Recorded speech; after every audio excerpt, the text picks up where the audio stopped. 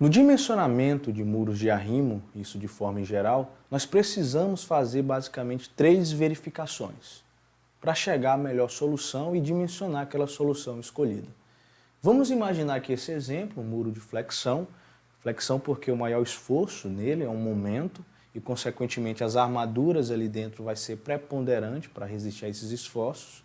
Então nós temos aqui um muro de flexão, o empuxo ativo, proveniente do solo, do peso do solo, e um empuxo passivo. Posteriormente eu vou trazer a diferença dos dois, mas por enquanto só entenda como esforços atuantes no problema. E nós temos aqui o W, que é o chamado o peso de todos os materiais inerentes. E ele fica em torno aqui, o centro geométrico do peso do solo, do peso do concreto armado, que é o muro propriamente dito, vai estar em torno, dessa região. Tá? Isso já é verificável.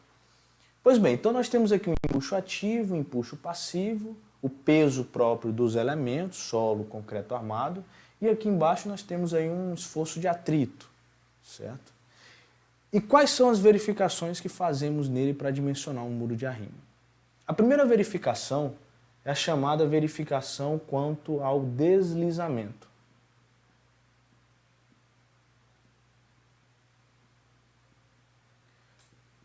Então, entenda esse deslizamento, a tendência desse muro fazer um deslocamento horizontal. Então, isso é chamado de deslizamento e eu preciso combater esse esforço. Então, como é a questão do deslizamento? Nada mais é, pessoal, do que um empuxo passivo mais a força de atrito, esses dois, dividido pelo empuxo ativo. Isso daqui, para me garantir, tem que ser maior do que 1,5. Tá? E o que é esse 1,5? Nada mais é do que o fator de segurança. Tá? A gente já tratou em aulas passadas, então isso é o fator de segurança. Então perceba, eu somar o esforço resultante aqui do empuxo passivo mais o atrito, essas duas somas, ela tem que ser maior do que o empuxo ativo, para trazer uma estabilidade. E o quão maior? 1,5. Então se eu conseguir fazer com que isso aconteça, eu consigo combater o deslizamento. E esse 1,5 provém das normas brasileiras. A segunda verificação, não menos importante, é a verificação ao tombamento.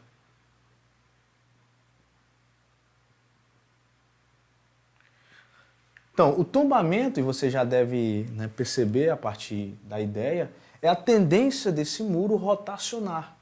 Então, ele está aqui e o empuxo ativo ser tão preponderante a tal ponto de ele fazer esse movimento, rotacionar. E como nós fazemos isso?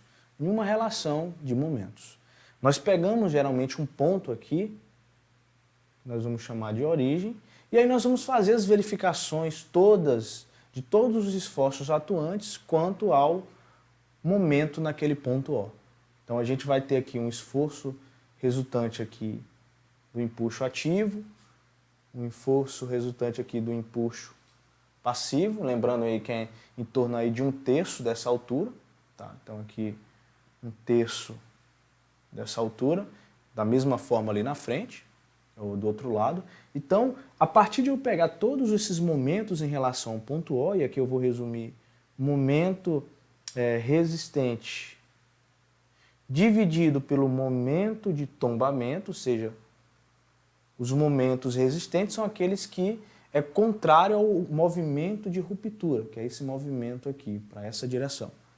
Então, se eu pegar o movimento resistente e dividir pelo movimento de tombamento, eu tenho que garantir que essa relação seja maior do que 1,5.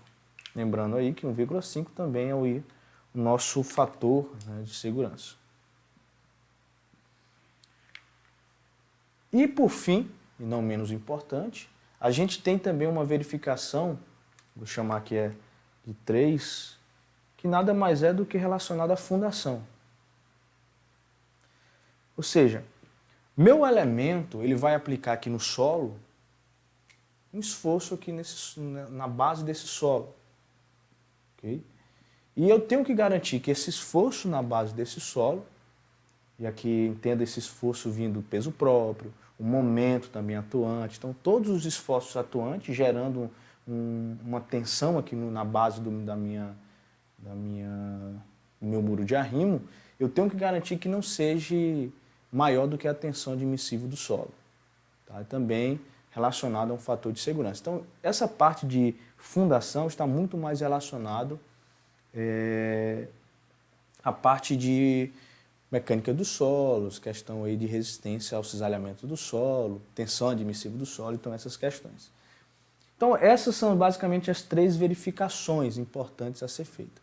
Só um detalhe, existe uma 4ª verificação, que embora eu não falei aqui, mas também é muito importante, principalmente em muros de elevada altitude, né, de alturas aí um pouquinho maiores, de média a grandes alturas, que é a questão da ruptura desse elemento. Então, eu vou riscar aqui mesmo em cima do desenho, a tendência desse solo, acho melhor nem riscar, a tendência desse solo aqui, ele se deslocar, levando tudo, né? Levando o muro de arrimo, e aí seria uma ruptura por escorregamento, também inerente aí à estabilidade de talude. Então, essa seria uma 4ª análise a ser feita, que às vezes a gente até despreza um pouco, a depender do caso e da experiência do projetista, mas outras vezes não. Realmente tem que ser feita essa análise de estabilidade de talude. Então, basicamente, essas análises a ser feita.